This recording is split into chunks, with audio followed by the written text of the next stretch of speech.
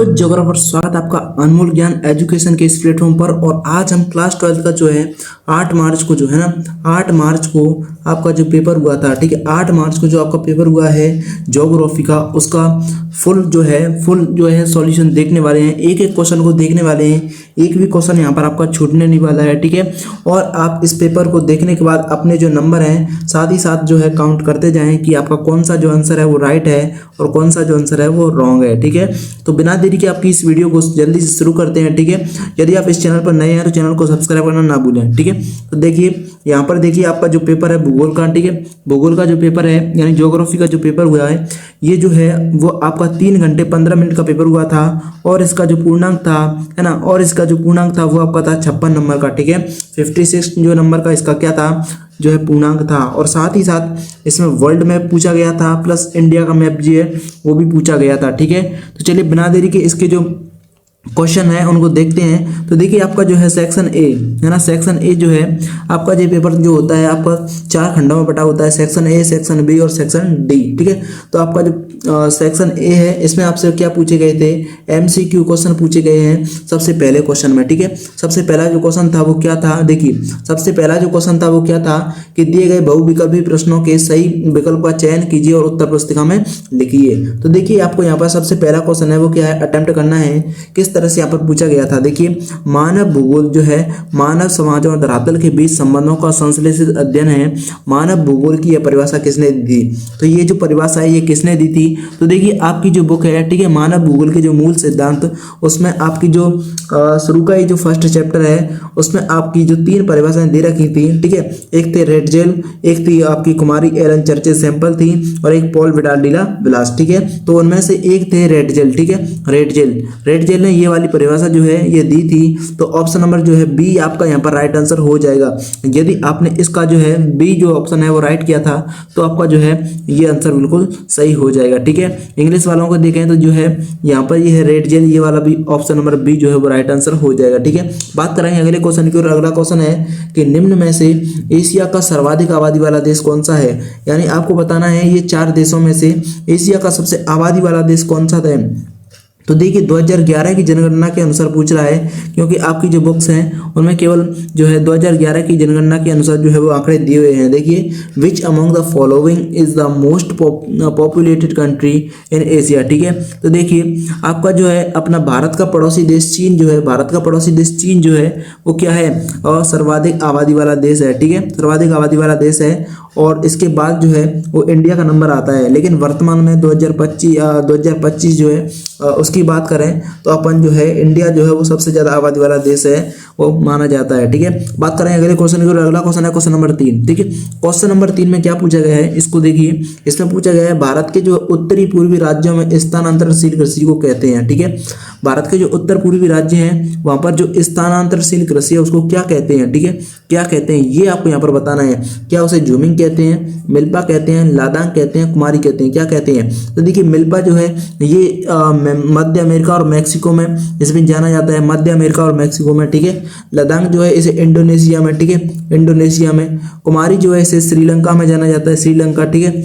तो देखिए जूमिंग जो है, जूमिंग भारत के उत्तर पूर्वी जो राज्य हैं और भारत के उत्तर पूर्वी राज्य हैं उसमें जूमिंग के नाम से जाना जाता है। तो ऑप्शन नंबर जो है ए जो है आपका यहाँ पर राइट आंसर हो जाएगा, ठीक है। यानी ऑप्शन नंबर ए है, ऑप्शन नंबर ए है जूमिंग जो है वो राइट आंसर हो जाएगा, ठीक है। बात करेंगे अगले क्वेश्चन की और अगला क्वेश्चन है क्वेश्चन नंबर 4। देखिए क्वेश्चन नंबर 4 जो है इसमें क्या पूछा गया है, आधारभूत उद्योग है, ठीक है, आधारभूत उद्योग है। आधारभूत उद्योग का मतलब होता है जो अन्य अनेक उद्योगों के लिए कच्चा माल जो है, कच्चे माल का जो है प्रयोग वस्तुएं बनाने के लिए करते हैं, ठीक है। तो देखिए इसका जो राइट आंसर वो क्या हो जाएगा, ठीक है, क्या कागज होगा, चमड़ा होगा, वस्त्र होगा, ठीक है। The basic industry is paper, leather, iron, steel या टेक्सटाइल, ठीक है। तो इसका जो राइट आंसर है वो क्या हो जाएगा, इसका जो राइट आंसर था वो था आपका लो इस्पात, है ना, लो इस्पात, आयरन, स्टील जो है आपका राइट आंसर हो जाएगा। यानी ऑप्शन नंबर जो है सी जो है, ऑप्शन नंबर सी जो है आपका यहाँ पर राइट आंसर हो जाएगा, ठीक है। अब बात करेंगे अगले क्वेश्चन की और अगला क्वेश्चन है आपके सामने क्वेश्चन नंबर 2, ठीक है, क्वेश्चन नंबर 2। और क्वेश्चन नंबर 2 जो है यहाँ पर पूछा गया था रिक्त स्थानों से संबंधित, किससे संबंधित पूछा गया था, रिक्त स्थानों से संबंधित पूछा गया था। रिक्त स्थानों की पूर्ति कीजिए, फिलिंग द ब्लैंक्स। और यहाँ पर सबसे पहला जो क्वेश्चन है उसमें क्या पूछा गया है, देखिए देखिए एक एक क्वेश्चन को आप देखते जाइए और अपना जो आंसर है उसको मैच करते जाइए, ठीक है। जननांगीय संक्रमण सिद्धांत की जो है खाली जगह अवस्था में उच्च प्रजननशीलता और उच्च मृत्युता दर होती है, ठीक है। यानी आपकी जो जननांगीय संक्रमण की 3 अवस्थाएं किताब में दे रखी थी, ठीक है। पहली अवस्था, दूसरी अवस्था, तीसरी अवस्था, ठीक है। पहली अवस्था में जो है लोग जो है अधिक जन्म लेते हैं और मरते भी हैं अधिक हैं, ठीक है। इसलिए जनसंख्या होती है वो क्या होती है, एक तरह से स्थिर होती है या मंद गति से बढ़ती है। तो देखिए यहाँ पर राइट आंसर क्या हो जाएगा, यहाँ पर हो जाएगा प्रथम अवस्था, ठीक है। प्रथम अवस्था यहाँ पर राइट आंसर हो जाएगा। आप यहाँ पर इस तरह से लिख सकते हो, ठीक है, प्रथम लिख सकते हो, ठीक है, प्रथम, या पहली लिख सकते हो, पहली, ठीक है। ये इनमें से जो है आप किसी भी तरह लिख सकते हो, आपका आंसर जो है वो राइट आंसर हो जाएगा। बात करेंगे अगले क्वेश्चन की, क्वेश्चन नंबर 2। क्वेश्चन नंबर 2, मानव विकास की जो अवधारणा है इसका प्रतिपादन किसने किया था। मानव विकास की जो अवधारणा है इसका प्रतिपादन किसने किया था। जो है ये जो है मानव विकास जो है वो वाले चैप्टर से आपका यहाँ पर क्वेश्चन पूछा गया है। तो मानव विकास की अवधारणा का जो प्रतिपादन है डॉक्टर जो है प्रोफेसर अमर्त्य सेन के जो सहयोगी थे, एक तरह से उनके जो एक तरह से मित्र थे, डॉक्टर महबूब उल हक, ठीक है, डॉक्टर महबूब उल हक, ठीक है। ये यहाँ पर राइट आंसर हो जाएगा, ठीक है। बात करते हैं अगले क्वेश्चन की, और अगला क्वेश्चन है क्वेश्चन नंबर आपका 3। अंगूर की कृषि खाली जगह क्षेत्र की विशेषता है। Grapes cultivation is specially of dash region, ठीक है। तो देखिए अंगूर की कृषि जो है वो कहाँ की विशेषता है, कहाँ की विशेषता है, ये जो है ये है आपकी भूमध्य सागरीय प्रदेश की, ठीक है। भूमध्य सागरीय जो प्रदेश है, सागरीय प्रदेश है, इसकी ये विशेषता हो जाएगी, ठीक है। बात करें अगले क्वेश्चन की, अगला क्वेश्चन है देखिए क्वेश्चन नंबर 4। प्रमोद के उद्देश्य से की गई यात्रा को कहते हैं travelling the purpose of enjoyment is called, ठीक है। तो देखिए प्रमोद के उद्देश्य से की गई जो यात्रा होती है उसको क्या कहते हैं। प्रमोद का मतलब यहाँ पर होता है आनंद, ठीक है। आनंद के लिए यात्रा जो करते हैं उसको क्या कहते हैं, उसको कहते हैं पर्यटन। क्या कहते हैं, पर्यटन, ठीक है। पर्यटन जो है ये आपका यहाँ पर राइट आंसर हो जाएगा, ठीक है। बात करेंगे अगले क्वेश्चन की, और देखिए अगला क्वेश्चन है क्वेश्चन नंबर 5। और क्वेश्चन नंबर 5 में आपसे बिल्कुल सरल क्वेश्चन पूछा गया था। व्यक्तियों और वस्तुओं को एक स्थान से दूसरे स्थान पर ले जाने की जो सेवा होती है उसे खाली जगह कहते हैं। यानी the service of carrying people and goods from one place to another is called, किस नाम से जानी जाती है। तो देखिए जो है उसे किस नाम से जानी जाती है, उसे जाने जाते हैं परिवहन के नाम से, ठीक है, परिवहन के नाम से। ये आपका यहाँ पर राइट आंसर हो जाएगा, ठीक है। बात करेंगे अगले क्वेश्चन की, और अगला क्वेश्चन जो है क्वेश्चन नंबर आपका जो है 6, ठीक है। खाली जगह को अंतर्राष्ट्रीय व्यापार के प्रवेश द्वार कहते हैं। अंतर्राष्ट्रीय व्यापार के प्रवेश द्वार के रूप में किसे जाना जाता है, पत्तनों को, ठीक है। पत्तनों को जो है अंतर्राष्ट्रीय व्यापार के प्रवेश द्वार के नाम से भी जाना जाता है, ठीक है। बात करेंगे अगले क्वेश्चन की, और अगला क्वेश्चन है क्वेश्चन नंबर 7, ठीक है। क्वेश्चन नंबर 7, इसमें क्या पूछा गया है। 2011 की जनगणना के अनुसार भारत में सर्वाधिक जनसंख्या घनत्व वाला राज्य है ना। 2011 की जनगणना के अनुसार भारत में सर्वाधिक जनसंख्या घनत्व वाला राज्य पूछा गया है, आपको यहाँ पर ध्यान रखना है, राज्य पूछा गया है, ठीक है।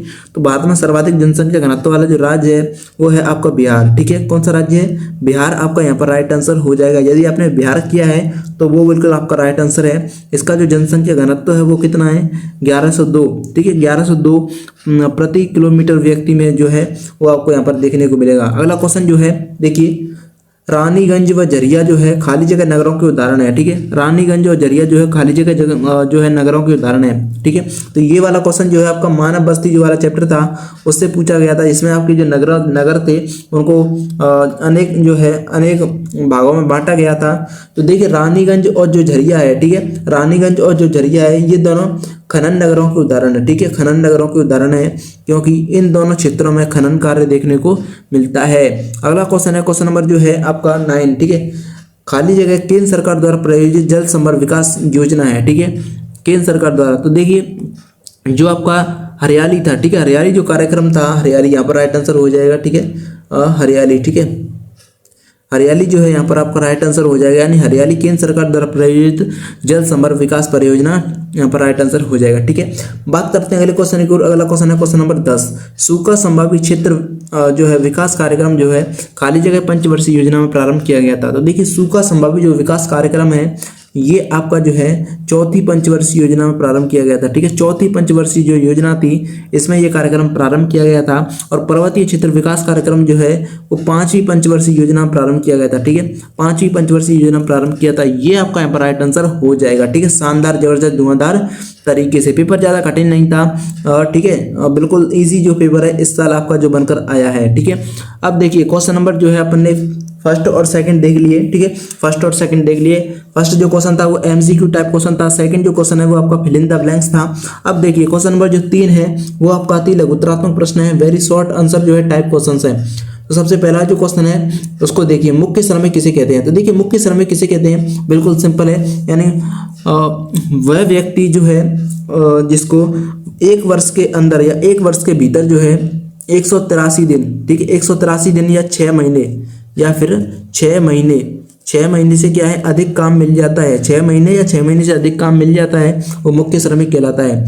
अब देखिए क्वेश्चन नंबर सेकंड, किन्हीं दो अपरंपरागत ऊर्जा स्रोतों के सुझाव दीजिए। ठीक है, suggest any two unconventional energy source. ठीक है, तो देखिए जो है आपको अपरंपरागत ऊर्जा स्रोतों के जो है 2 नाम लिखने हैं। तो अपरंपरागत जो परंपरागत रूप से नहीं चले आ रहे हैं, ठीक है, ऐसे ऊर्जा संसाधन जिनका प्रयोग हम परंपरागत रूप से नहीं करते आ रहे हैं, तो वो है आपका सौर ऊर्जा। ठीक है, सौर ऊर्जा जो है इसका विकास अभी अभी अपन ने जो है करना सीखा है। सौर ऊर्जा, पवन ऊर्जा, ठीक है, पवन ऊर्जा, भूतापीय ऊर्जा, इनमें से आप किसी जो एक उदाहरण है उसको लिख सकते हो। ठीक है, अब देखिए अगला क्वेश्चन जो है क्वेश्चन है आपका थर्ड। ठीक है, उन भूवैज्ञानिक कालों के नाम लिखिए जिनमें भारत में कोयले का निर्माण हुआ। ठीक है, उन भूवैज्ञानिक कालों को लिखिए। तो देखिए भारत में जो कोयले का निर्माण है वो दो भूवैज्ञानिक कालों में हुआ था। पहला था गोंडवाना, ठीक है, पहला था गोंडवाना, ठीक है, गोंडवाना भूवैज्ञानिक काल था गोंडवाना। ठीक है, दूसरा था टर्शरी युग। ठीक है, इस तरह से जो है आपके जो पहला और दूसरा जो है राइट आंसर हो जाएगा। ठीक है, बात करेंगे अगले क्वेश्चन की, और अगला क्वेश्चन है आपके सामने, पल्ली बस्ती के 2 स्थानीय नाम लिखिए। तो पल्ली बस्ती के 2 नाम हो जाएंगे आपका, एक हो जाएगा पाड़ा, ठीक है, एक हो जाएगा पाड़ा, ठीक है, एक हो जाएगा नगला, ठीक है, नगला, एक हो जाएगा ढाड़ी। ठीक है, इनमें से आप किसी एक नाम को लिख सकते थे या 2 नाम को लिख सकते थे जो इसमें पूछा गया है। ठीक है, शानदार, जबरदस्त, धुआंधार तरीके से बिल्कुल सिंपल क्वेश्चन पूछे गए हैं। अब देखिए क्वेश्चन नंबर 5, 2 रेशेदार फसलों के नाम लिखिए। यहाँ पर पूछा गया है 2 रेशेदार फसलों के नाम लिखने हैं आपको। ठीक है, 2 रेशेदार फसलों के अंतर्गत आपको जो 2 उदाहरण है वो आपको याद रखने हैं। पहला है कपास, ठीक है, कपास जो है वो एक रेशेदार फसल है। ठीक है, कपास। दूसरा जो है आपका जूट। ठीक है, जूट जो है आपका इसका उदाहरण है, जूट है आपका रेशेदार फसल का उदाहरण है। ठीक है, तो ये दोनों के दोनों आपको आंसर इसमें लिख देने थे। अब देखिए अगला क्वेश्चन आपके सामने, क्वेश्चन नंबर जो है 6, मानव भूगोल की कौन सी विचारधारा मार्क्स के सिद्धांत पर आधारित है। तो देखिए कौन सी विचारधारा थी जो मार्क्स के सिद्धांत पर जो है आधारित थी। तो देखिए आपकी जो किताब है उसमें 1970 के दशक में 3 जो है विचारधाराओं की बात की गई थी। पहली थी आपकी, ठीक है, पहली थी कल्याणपरक विचारधारा, या फिर आपकी जो दूसरी थी आपकी आमूलवादी या रेडिकल विचारधारा, तीसरी जो थी उसका नाम क्या था। ठीक है, उसका नाम क्या था उसको देखिए, उससे आपको अभी यहाँ पर देखिए ज़्यादा वो नहीं है।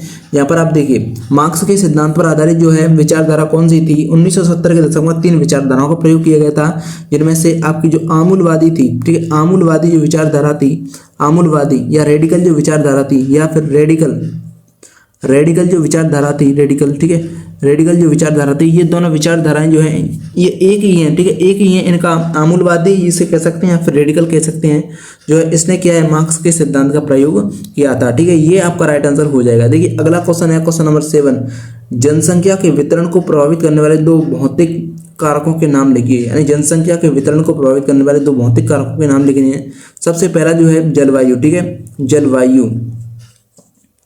दूसरा है आपका, ठीक है, जलवायु लिख सकते थे।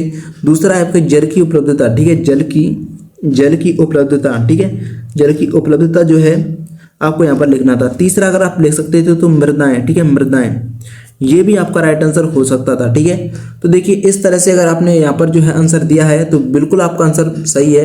अगला है क्वेश्चन नंबर 8, आवधिक बाजार किसे कहते हैं। Very very important question, most important question, बहुत अच्छा क्वेश्चन है। आवधिक बाजार किसे कहते हैं। देखिए ऐसे ग्रामीण क्षेत्र ठीक है, ऐसे ग्रामीण क्षेत्र जहाँ पर क्या नहीं होते, जहाँ पर क्या नहीं होते, यहाँ पर नियमित बाजार नहीं होते, ठीक है, बाजार नहीं होते, वहाँ विभिन्न जो है समय अंतरालों पर क्या लगाए जाते हैं, बाजार लगाए जाते हैं, जिन्हें अपन क्या कहते हैं, हाट बाजार कहते हैं। यानी ऐसे ग्रामीण नगर जहाँ पर जो है नियमित रूप से बाजार नहीं होते, ठीक है, नियमित रूप से बाजार नहीं होते, वहाँ पर विभिन्न समय अंतरालों पर क्या लगाए जाते हैं, बाजार लगाए जाते हैं, उन्हें आवधिक बाजार के नाम से जाना जा सकता है, ठीक है। अब देखिए अगला क्वेश्चन है आपका, क्वेश्चन नंबर आपका 9, प्रथम बार कौन से वर्ष मानव विकास की रिपोर्ट जो है प्रकाशित की गई? तो प्रथम वर्ष मानव विकास की जो रिपोर्ट है कब प्रकाशित की गई थी? ये प्रकाशित की गई थी 1990 ईस्वी में, ठीक है, 1990 ईस्वी में। किसके द्वारा प्रकाशित की गई थी? यूएनडीपी के द्वारा, ठीक है, यूएनडीपी के द्वारा जो है ये प्रकाशित की गई थी, यूनाइटेड नेशन डेवलपमेंट प्रोग्राम, ठीक है, ये आपको याद रखना है। अब देखिए सेक्शन नंबर जो है आपका ए वो कंप्लीट होता है यहाँ पर। अब देखिए अपन स्टार्ट करते हैं सेक्शन नंबर बी, ठीक है, कौन सा सेक्शन स्टार्ट करते हैं? आपका जो है सेक्शन नंबर जो है बी स्टार्ट करते हैं। तो देखिए सेक्शन नंबर बी में आपसे सबसे पहला क्वेश्चन पूछा गया है, सामाजिक भूगोल के तीन उपक्षेत्रों के नाम लिखने हैं। तो सामाजिक भूगोल के 3 उपक्षेत्र कौन कौन से हो जाएंगे? देखिए right the name of 3 subject fields of social geography. तो देखिए जो है मानव भूगोल के 3 जो है सामाजिक भूगोल के 3 उपक्षेत्र आपके कौन कौन से हो जाएंगे? सबसे पहला जो है व्यवहारवादी भूगोल, ठीक है, व्यवहारवादी भूगोल, ठीक है, व्यवहारवादी भूगोल हो जाएगा। दूसरा हो जाएगा आपका सांस्कृतिक भूगोल हो जाएगा, ठीक है, सांस्कृतिक भूगोल जो है इसका राइट आंसर हो जाएगा। तीसरा जो है लिंग भूगोल जो भी है वो आपका यहाँ पर राइट आंसर हो जाएगा। अगर आप चौथा भी लिखना चाहते हो तो ऐतिहासिक भूगोल जो है ऐतिहासिक भूगोल जो है ये भी आपका यहाँ पर राइट आंसर हो जाएगा, ठीक है। बात करेंगे अगले क्वेश्चन की, और अगला क्वेश्चन है क्वेश्चन नंबर 5, और क्वेश्चन नंबर 5 में आपसे पूछा गया मानव विकास के किन्हीं 3 उपागमों के नाम लिखिए। मानव विकास जो है उनके 3 उपागमों के नाम लिखने हैं। तो मानव विकास के 4 उपागम थे, उनमें से आपको 3 उपागम लिखने हैं। सबसे पहला जो है आय उपागम, सबसे पहला कौन सा है? आय उपागम, ठीक है। दूसरा उपागम कौन सा था? कल्याण उपागम, तीसरा कल्याण उपागम। अब देखिए तीसरा उपागम कौन था? आधारभूत आवश्यकता उपागम, ठीक है, आधारभूत आवश्यकता उपागम जो है ये आपके राइट आंसर हो जाएंगे। आय उपागम जो है सबसे पुराना उपागम है, ठीक है, इसे मानव विकास के साथ आय को जोड़कर देखा जाता है। कल्याण उपागम, ठीक है। तीसरा है ये ILO यानी आधारभूत आवश्यकता उपागम जो है वो 6 न्यूनतम आवश्यकताओं की पूर्ति के लिए ILO द्वारा, ठीक है, ILO द्वारा क्या है जो मूल रूप से दिया गया है, ठीक है, ये आपको याद रखना है, ठीक है। बात करेंगे अपन अगले क्वेश्चन की, क्वेश्चन नंबर 6, ठीक है, क्वेश्चन नंबर जो है 6 की बात करते हैं। अपन ने 5 क्वेश्चन देख लिए। 6 है आपका 2011 की जनगणना के अनुसार भारत की श्रमजीवी या कार्यशील जनसंख्या को कितने संवर्गों में बांटा गया है? यानी 2 के नाम लिखिए। ये जो क्वेश्चन है आपका 1.5 नंबर का पूछा गया है, यानी भारत की जो श्रमजीवी जनसंख्या है, श्रम के आधार पर जो जनसंख्या है उसको कितने संवर्गों में बांटा गया है? उसको 4 संवर्गों में बांटा गया है, ठीक है। कितने संवर्गों में बांटा गया है? 4 संवर्गों में बांटा गया है। सबसे पहला कौन सा हो जाएगा? उनके नाम लिखने हैं, कृषक, सबसे पहला हो जाएगा कृषक। दूसरा हो जाएगा, ठीक है, दूसरा हो जाएगा कृषि मजदूर, ठीक है, कृषि मजदूर। तीसरा जो है औद्योगिक, तीसरा हो जाएगा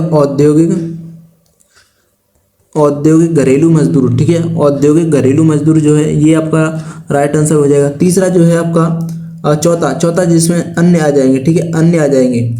ये आपको याद रखना है, ठीक है, ये आपको याद रखना है। इस तरह से अगर आपने ये क्वेश्चन हल किया था तो आपका जो क्वेश्चन है बिल्कुल सही हो जाएगा, ठीक है। बात करेंगे अगले क्वेश्चन की, और अगला क्वेश्चन है क्वेश्चन नंबर 7, पहाड़ी क्षेत्रों के विकास के लिए कोई 2 सुझाव दीजिए। यानी जो पहाड़ी क्षेत्र हैं, ठीक है, पहाड़ी जो क्षेत्र थे उनके लिए जो है कोई 2 सुझाव दीजिए उनके विकास के लिए। तो पहाड़ी क्षेत्रों के विकास के लिए जो है राष्ट्रीय समिति बनी थी, ठीक है, राष्ट्रीय समिति बनी थी 1981 में, ठीक है, राष्ट्रीय समिति बनी थी 1981 में, और उसने इसके विकास के 2 सुझाव दिए थे। क्या सुझाव दिए थे? ठीक है, पहला था स्थानीय संसाधनों, ठीक है, स्थानीय संसाधनों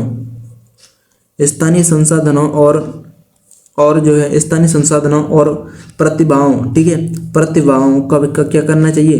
प्रतिभाओं का विकास करना चाहिए। ये आपके यहाँ पर पहला जो है एक इसका क्या हो जाएगा? सुझाव हो जाएगा। दूसरा जो है इसका उद्देश्य था, इसका जो सुझाव था वो है केवल प्रभावशाली लोग ही इससे क्या हों?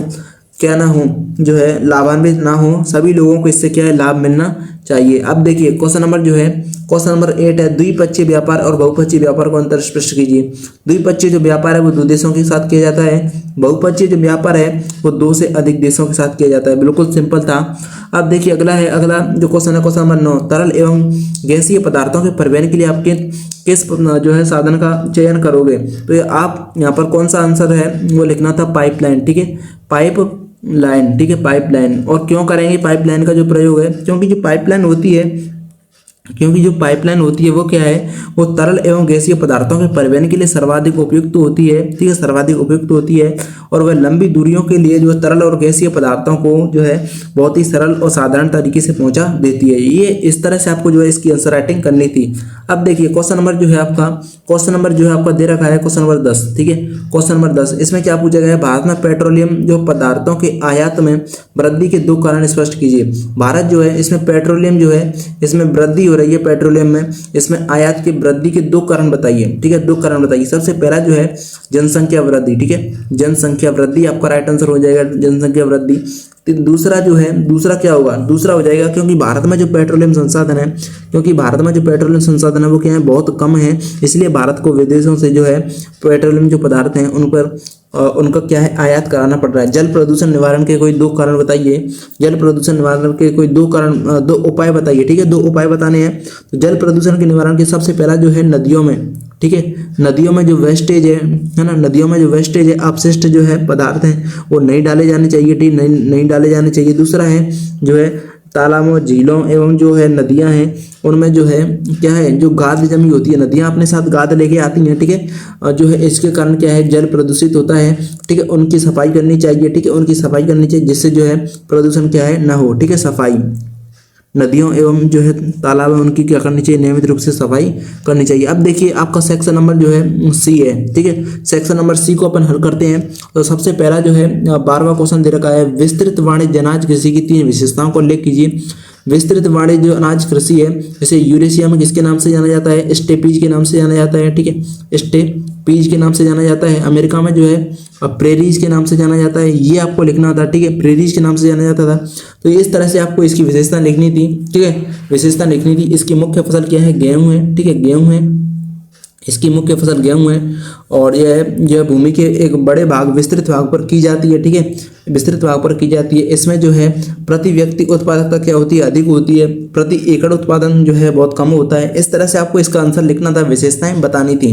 तो कोई 3 विशेषताएं बतानी थी, बहुत सिंपल था। अब देखिए चरवासी पशुचारण के 3 क्षेत्रों को स्पष्ट कीजिए। तो चरवासी जो पशुचारण है उनके कोई 3 क्षेत्र जो है, सबसे पहला क्षेत्र जो क्या है उत्तरी अफ्रीका के अटलांटिक तट से, उत्तरी अफ्रीका के जो है अटलांटिक तट से अरब प्रायद्वीप होता हुआ मंगोलिया एवं मध्य चीन तक। दूसरा जो है वो दूसरा क्या हो जाएगा, दूसरा था आपका यूरेशिया के उत्तरी भाग, ठीक है, यूरेशिया के उत्तरी भाग।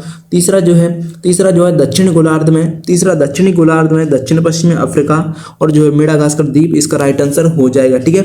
ये जो है ये इसके तीनों के तीनों क्षेत्र थे। अब देखिए अब जो है अगला क्वेश्चन है क्वेश्चन नंबर जो है आपका 13, ठीक है, 13। इसमें आपको जो है पनामा नहर और सुएज नहर की तुलना अवस्थिति और लाभ के आधार पर करनी थी, ठीक है। तो देखिए पनामा जो नहर है वो कहाँ पर स्थित है, पनामा नहर जो है आपकी मैक्सिको की जो खाड़ी है, यानी जो मैक्सिको है, मैक्सिको के जस्ट नीचे एक पनामा देश है, ठीक है, पनामा देश है एक तरह से। वहाँ पर जो है ये पनामा नहर जो है वो बनाई गई थी, ठीक है, बनाई गई थी। और सुएज नहर की बात करें, सुएज कहाँ पर अवस्थित है, सुएज नहर जो है मिस्र देश में अवस्थित है, ये आपको लिखना था, ठीक है। और इनके लाभ भी जो है वो आपको बताने थे। और देखिए आंतरिक जलमार्ग से आप क्या समझते हैं, विश्व के किसी एक आंतरिक जलमार्ग का वर्णन कीजिए, ठीक है। तो आंतरिक जलमार्ग से आप क्या समझते हैं, देश की जो सीमा होती है उसके अंदर जो है जलमार्ग की सुविधाएं प्रदान कर जाता है, ठीक है, वो आंतरिक जलमार्ग के नाम से जाना जाता है। विश्व के किसी एक आंतरिक जलमार्ग, जैसे आप वोल्गा जो जलमार्ग है जो रूस में है, ठीक है, वो है राइन जलमार्ग, ठीक है, राइन जलमार्ग, इनमें से किसी एक जो है इसका वर्णन कर सकते थे। अब देखिए अगला क्वेश्चन दे रखा है क्वेश्चन नंबर 14, ठीक है, क्वेश्चन नंबर 14, वायु प्रदूषण के लिए उत्तरदायी कारकों को स्पष्ट कीजिए। तो वायु प्रदूषण के लिए उत्तरदायी कारक कौन कौन से हो जाएंगे, पहला है जो है जीवाश्म ईंधन का दहन, ठीक है, जीवाश्म ईंधन का दहन। दूसरा है औद्योगिक जो है अपशिष्ट प्रदूषित धुआं होता है, ठीक है। ये आपके इसके जो है क्या हो जाएंगे, जो है इसके उत्तरदायी कारक हो जाएंगे। सेक्शन नंबर डी जो है, सेक्शन नंबर डी जो है आप देखते हैं सेक्शन नंबर डी को, निबंधात्मक क्वेश्चन पूछे गए हैं। आधुनिक बड़े पैमाने पर होने वाले विनिर्माण उद्योगों की कोई 4 विशेषताओं का विश्लेषण कीजिए। तो देखिए इसका राइट आंसर क्या हो जाएगा, इसका राइट आंसर होगा, देखिए सबसे पहला पॉइंट जो है आपका जो था कौशल का विशिष्टीकरण, ठीक है, कौशल का विशिष्टीकरण जो है आप यहाँ पर लिख सकते थे। दूसरा है आपका यंत्रीकरण, ठीक है, यंत्रीकरण, ठीक है, यंत्रीकरण जो है दूसरा आपका। तीसरा है आपका प्रौद्योगिकी नवाचार, ठीक है, प्रौद्योगिकी नवाचार जो है राइट आंसर हो जाएगा। और एक और जो है आप लिख सकते थे उसका नाम था अनियमित भौगोलिक वितरण, ठीक है, अनियमित भौगोलिक वितरण। इस तरह से आपको जो 4 नंबर का क्वेश्चन था इस तरह से लिखना था। आकार के आधार पर उद्योगों के कितने प्रकार हैं, आकार के आधार पर उद्योगों के 3 प्रकार हैं, विस्तार से वर्णन कीजिए, ठीक है, विस्तार से वर्णन करना था। सबसे पहला सबसे छोटा जो है कुटीर उद्योग होता है, कुटीर उद्योग इसे अपन जो है जिसे अपन क्या कहते हैं, घरेलू उद्योग भी कहते हैं, ठीक है। और उससे बड़ा जो है वो कौन होता है, छोटे पैमाने के उद्योग, छोटे पैमाने के। तीसरा जो है बड़े पैमाने के उद्योग हो जाएगा, ठीक है। इनका आपको क्या करना था, वर्णन करना था। अब देखिए क्वेश्चन नंबर 16, भारतीय कृषि की किन्हीं 4 समस्याओं का विश्लेषण कीजिए। तो भारतीय जो कृषि है उनकी कोई 4 समस्याओं का वर्णन करना था, जैसे अनियमित,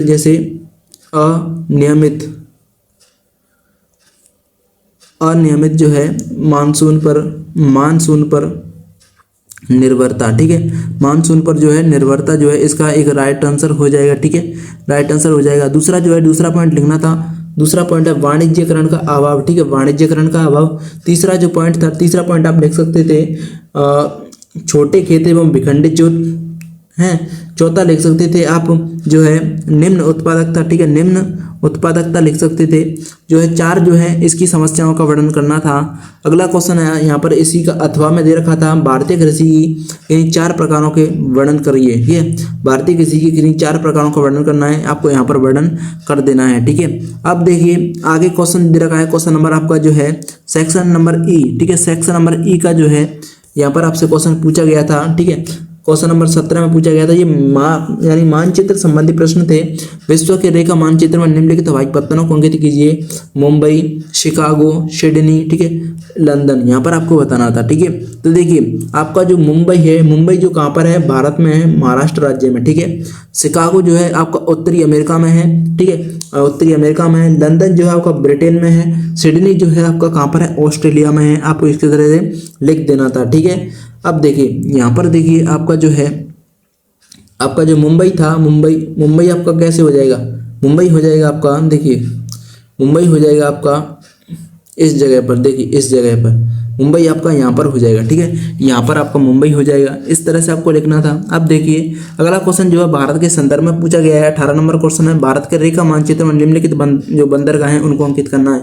विशाखापट्टनम, कांडला, पारादीप, कोलकाता, ठीक है, कोलकाता। तो देखिए जो है भारत के रेखा मानचित्र में देखिए भारत का जो है एक रफ मैप बनाते हैं, ठीक है, रफ मैप बनाते हैं और यहाँ पर उसको अपन देखते हैं, ठीक है, यहाँ पर अपन उसको देखते हैं। तो देखिए सबसे पहला पूछा गया है विशाखापट्टनम, ठीक है। देखिए विशाखापट्टनम जो है वो कहाँ पर है, वो है आंध्र प्रदेश में, ठीक है, कहाँ पर है, आंध्र प्रदेश में जो है विशाखापट्टनम अवस्थित है। तो आंध्र प्रदेश यहाँ पर जो है आपका जो विशाखापट्टनम है ये आपको देखने को मिलेगा, यानी ये जो है आपका ऑप्शन नंबर ए है वो आपका यहाँ पर राइट आंसर हो जाएगा। दूसरा है कांडला, ठीक है, कांडला जो है आपका गुजरात में है, कच्छ की खाड़ी। तो आपका कांडला जो है वो आपको यहाँ पर देखने को मिलेगा, यहाँ पर ऑप्शन नंबर बी यानी ऑप्शन नंबर ब आपका यहाँ पर राइट आंसर हो जाएगा। जो आपका तीसरा है कोलकाता, ठीक है, कोलकाता, कोलकाता जो है वो कहाँ पर अवस्थित है, पश्चिम बंगाल में अवस्थित है। तो पश्चिम बंगाल यहाँ पर जो है, ठीक है, यहाँ पर जो है आपका कोलकाता हो जाएगा, यानी ऑप्शन नंबर जो है स, ठीक है, ऑप्शन नंबर स आपका यहाँ पर हो जाएगा। और लास्ट जो है पारादीप, पारादीप कहाँ पर अवस्थित है, उड़ीसा में अवस्थित है। तो आपका उड़ीसा यहाँ पर जो है पारादीप जो है आपका राइट आंसर हो जाएगा। तो देखिए इस तरह से जो है आपको मानचित्र पर इनको दर्शाना था, ठीक है, इस तरह से मानचित्र पर इनको दर्शाना था। और आज की वीडियो जो है कैसी लगी आपको कमेंट करना ना भूलें। और आज के लिए तो इतना ही, मिलते हैं अगले वीडियो में, तब तक के लिए थैंक यू सो मच। जय हिंद, जय भारत।